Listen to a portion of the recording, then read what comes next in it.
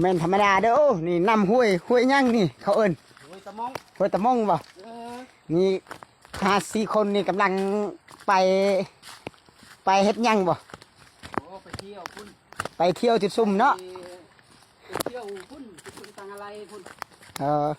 นี่เด้อนี่ลุงขี้คานเด้อนี่เด้อลาวกำลังไปหาเฮ็ดเวียกอยู่กับเบาคนรอนี่บุมีภัยให้ลาวเฮ็ดเวียกนี่ผู้นึงนี่มันเป็นหม้อได้นี่หม้ออันดับหนึ่งของโลกของประเทศลาวเฮาไอ้บอยให้บ่ลาวขายสบู่ให้อยากต้องการสบู่บ่ให้ขายสบู่หรือขายยังนี่หม้อบานละเบโคกของเฮานี่สามารถขายสบู่นำไอ้บอยหรือใครก็ได้ใครสนใจเด้อนี่ทีมงานของทุกเอานี่มาเก็บ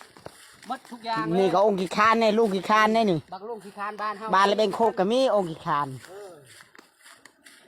นี่ขี้คานแต่ยังบ่ได้เมียเด้อนี่เด้อบ่แม่นบักลุงขี้คานมันเด้อเกิดวันคานเด้อเราเกิดวันคานเราก็เกิดวันลุงคานเลยมีลูกมีเต้าก็บ่มีลูกเต้ายังโสดเดี๋ยวนี้เพิ่นสิเฒ่าแล้วเมียก็ยังบ่ได้เราก็ได้โทษไปหาไอ้บอยบ่นี่บ่สิขายสบู่คือกันบ่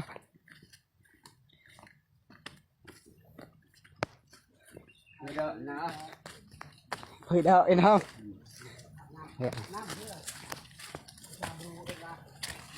ฝืนเด้อภาษาลาวเอิ้นว่าอาบน้ำบ่เฮาก็บ่ฮู้นะฝืนเด้อ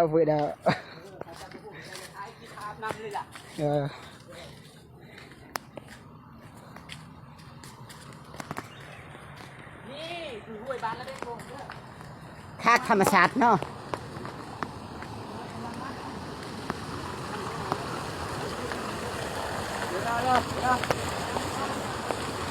จะไปเด้อไว้กำลังจะได้เงินเลยดิได้จะได้เงินแห้งเลยดิหาขายเครื่องโอ้จ้างคือเด้อปอเก๋ให้คนรอเด้อ